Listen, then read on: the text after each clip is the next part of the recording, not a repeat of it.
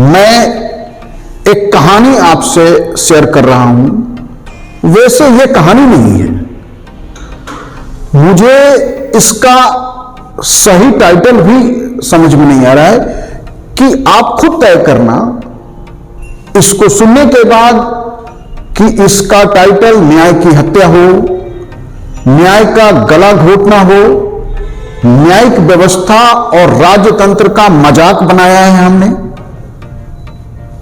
एक घटना है 23 अगस्त 2001 को, जब हरियाणा के हिसार में एक रेणु राम पूनिया थे, जिनके और उनके परिवार के 7 अन्य सदस्यों की हत्या खुद बिटिया सोनिया ने और दामाद संजीव ने किया।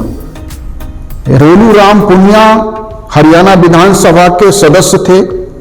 उनकी पत्नी की, बेटे की, बहू की, पोता पोती की सहित 8 लोगों की हत्या सोनिया ने किया, जो उनकी खुद की बिटिया थी। तो बिटिया ने अपने पिता, मां, भाई, भाभी, उनके बच्चे एवं अन्य 8 लोगों, मतलब पूरे परिवार को मार दिया सोते समय लोहे की रॉड से। और यह इतना जघन्य हत्याकांड था कि इसमें मरने वाला एक बच्चा सिर्फ 45 डेज का था। क्या इस बेरहमी से की गई हत्याकांड के बाद जो मामले सामने आए कि संपत्ति और विरासत को लेकर झगड़ा था पिता के साथ बिटिया का, बिटिया ने अपने पार्टनर, अपने हस्बैंड के साथ मिलकर अपने पूरे परिवार को निपटा दिया ताकि अकेला वारिस बने, और उसे कुछ और कोशिश की गई थी देने की घटनाक्रम को अंजाम, लेकिन वह मामला खुला, दोनों अरेस्ट हुए और हिसार की निचली अदालत में, लोअर कोर्ट में 2004 में दोनों को मृत्युदंड दिया, फांसी की सजा दी। हाई कोर्ट ने अप्रैल 2005 में लोअर कोर्ट, सबऑर्डिनेट कोर्ट के फैसले को पलट दिया और उस सजा को उम्र कैद में बदल दिया। तो निचली अदालत ने फांसी की सजा दी, हाई कोर्ट ने उस फैसले को बदलकर आजीवन कारावास में बदल दिया। फिर मामला सुप्रीम कोर्ट गया, हरियाणा की सरकार अपील में सुप्रीम कोर्ट गई और सुप्रीम कोर्ट ने फरवरी 2007 में हाई कोर्ट के आदेश को पलटते हुए मृत्यु की सजा को, फांसी की सजा को फिर से बहाल कर दिया। इस तरह से यह पहले न्यायिक तंत्र में चला। अब फिर सत्ता के केंद्र राज्यपाल और राष्ट्रपति तक दया याचिकाएं पहुंची। पहले 2007 में हरियाणा के राज्यपाल के समक्ष दया याचिका लगाई गई, जिसे हरियाणा के राज्यपाल ने खारिज कर दिया। फिर वो दया याचिका पहुंची राष्ट्रपति के पास, और राष्ट्रपति के पास वो दया याचिका सालों लंबित रही।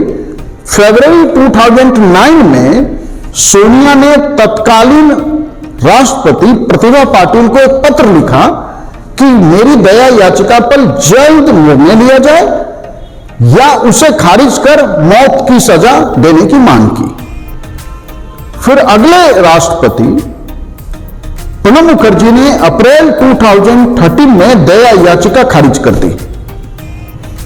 इसके बाद फिर वो मामला सुप्रीम कोर्ट में पहुंचा। जनवरी 2014 में सुप्रीम कोर्ट में मौत की सजा को चैलेंज दिया गया कि दया याचिका को निपटाने में अत्यधिक देरी की गई है और अत्यधिक देरी, अनुचित देरी व्यक्ति के जीने का जो मौलिक अधिकार है, आर्टिकल 21 अपराधियों को भी उपलब्ध है कि अंतिम क्षण तक, जब तक यदि व्यक्ति को मौत की सजा देनी है, फांसी देनी है, तो आप फांसी दे दीजिए।